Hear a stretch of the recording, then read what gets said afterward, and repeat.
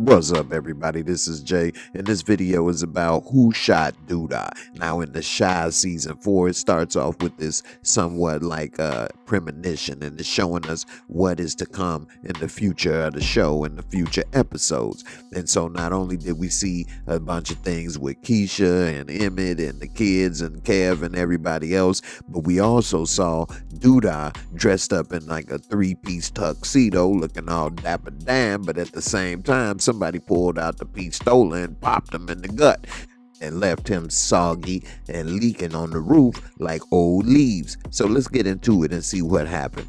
Now, when they show the beginning, we see that it's like some type of function, ballroom function. We don't know exactly what it is, but people all dressed nice. And then one of the things we see is somebody holding a gun with two hands. And then we see that they end up pulling the trigger and popping him. And he didn't seem too surprised, as if he knew who it was. Now, one of the things that I think is that that person holding it with two hands is either a young person or it is a woman. And so once they popped him, they didn't try to kill him, because if they would, they may have shot him up higher in the chest or in the face or in the head. They shot him in the gut, meaning either that they wasn't really a professional, or maybe they didn't have the full intentions to kill him.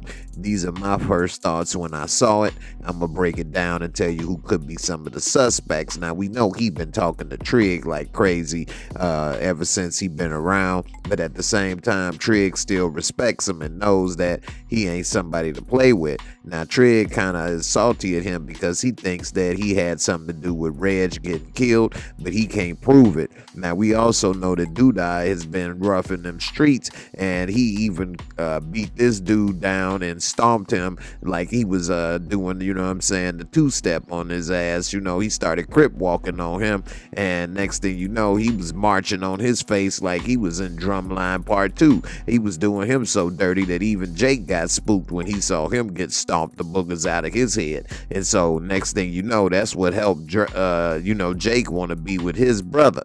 Now, we see that DUDA has been working with Trig, and when he come, he said, when Trig said, gangster mayor, he said, "You been watching the news?" And Trig say, "Yeah, I guess so, ever since we've been working together." And DUDA automatically snapped and checked him and said, "You don't work with me, you work for me." And so he still has got his little thumb on Trig's neck, in the sense letting him know, hey, you beneath me. I'm allowing you to have him, and I'm allowing you to work with me. And who knows, Trig may get fed up with that situation and that relationship that he's in with DUDA, and who knows, he may end up wanting to pop him. I don't think it's him, but who knows, because also he's still in love with Imani, and when he was leaving, kissing Imani, they got a little barbershop in the basement working together. But once he left to go take Jake to school, DUDA kind of sat there and talking to Imani, saying, "Hey, anything you want, let me know. I'll be there for you, all right, Imani? You doing pretty good job." And so, who knows, maybe Imani might get fed up with DUDA and decide that the best option is to pop him. We have seen Imani do some dirt with Trig. We also seen that he's now going to see Tracy, and he went there with Rose, aka Candy Burris, and Tracy, oh my goodness, Ty Davis was looking so good, thicker than a Snicker, and I know he wanted to get a bite of all that sugar. And she came down, and he was talking to her, and he said he really likes what she been doing with her organization. And she kind of was a little disrespectful, saying, I don't need no gangster, and even if he is in a nice suit, I don't need your help. And then he kind of pushed up on her and said, "Oh, so you like my suit, huh?" And he kind of playing little mind games with her, got all up in her personal space like he was past the COVID rules and was all up in there. He was smelling her perfume and everything, and she wasn't backing away.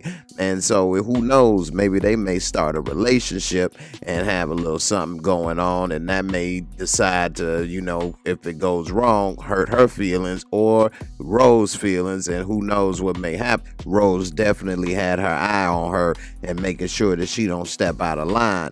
But at the same time, we later saw that she met up with him because he invited her to come meet with him for a meeting about possibly giving some funding. And damn, she was looking even better right here. Had her little curls going, tickle bitties propped up and everything. And he came, pulled the chair out for her and all this stuff. Even her friends had to tell her, be careful. And so she went over there to get that money. And while he was talking, he didn't get to really get into the, meat and potatoes of the situation. But Rose had her eye on her as well. And when he got the call about Jake, he had to leave the table and leave the meeting. But when he left, she didn't get up and leave right away. She sat there and continued to talk with Kandi Burruss' character, Rose. And she said, so you got eyes for my husband, huh? And she was trying to play it off a little bit, but then she said to her, it's okay. I don't mind sharing. So who knows? It may not be Rose that pops him, but who knows if Tracy ends up doing it. But she ain't never had that in her character to want to shoot somebody. I mean, she has lost her son and she's lost drunk ass Ronnie. I'm gone, but I ain't forgotten. And so who knows if she may be that type to pull the trigger. Now, we did see that when he went to go see Jake, that he was upset about Jake getting beat up. And we did see other clips with him saying that he's going to change the city and do some other things. And when this cop had Jake handcuffed to the bed, he came and told him to get over here and uncuff him right now. Do you know? Uncuff him. Do you know who I am? That's what I thought. Uncuff him before I have you busted down to crossing guard. And even though Trig was all emotional and ready to cry, saying, hey, I want blood. Look what happened to my little brother. Well, this ain't right, man. What you gonna do? Suspend him with pay? And so Trig, he was a little emotional, but he calmed down after, DUDA pulled a couple of, rank on that cop. But will the cops be upset with DUDA and his actions? Because it seems that he gonna start working against the cops. And who knows what their reaction may be. So it's potential that maybe it could be a cop or ex-cop or somebody that we haven't met yet. Also, he did go back to see Tracy later, and although she said, yeah, what you doing here? He said he came to help. She said, oh, well, you a little overdressed. He said, I don't mind getting my hands dirty.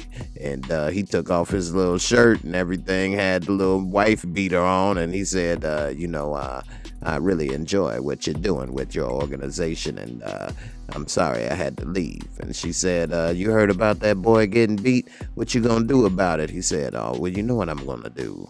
I'm gonna handle it. And so she kind of liked that.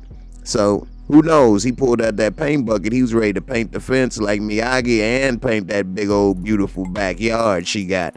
And so I think that if they do start to have a relationship, she could catch feelings and it could go the wrong way. But I still don't see Tracy as the type to shoot somebody. So that leads back to possibly some other suspects, which I'm about to get into. But he definitely does have some type of feelings for Tracy, which is very, very understandable. Now, I think who popped him is probably a woman. It's probably Rose, Kandi Burruss' character, because she could be upset for a lot of things. If he decide he want to leave her or don't want to be bothered with her anymore and maybe focus with Tracy, that could piss her off. I mean, she did help him become mayor. She has been there for him through the ups and downs, although they were separated at one time, she said last season, because she was sleeping with one of his secretaries or something. So who knows how that may work out. But what makes me think it's a woman is because it was the two hands using the gun. It could even be Imani feeling that that's the best option for Trig and Jake and Imani to be free and away from his control.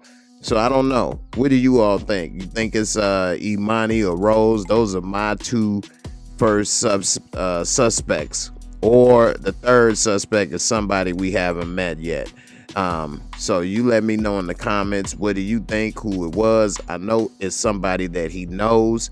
Remember, I said that it is somebody he knows, because he was not surprised or shocked in that clip we saw when they came to talk to him before they shot him. He didn't look surprised or anything. And so we'll see what happened. It may even be Jake. I know some people say, what if it's Brandon making a return from witness protection and ends up shooting him? That would be classic. That would be dope. But I don't think he's making a return to this show this season. But that would be pretty cool if it was him making that type of return and then popping him for what he did. But I don't think that's what it is. So you all let me know in the comments what you think.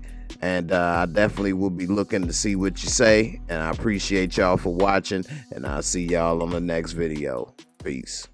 Thanks for watching. I hope you enjoyed the video. Please hit that like, subscribe, bang that bell, and I'll catch you on the next one. Peace.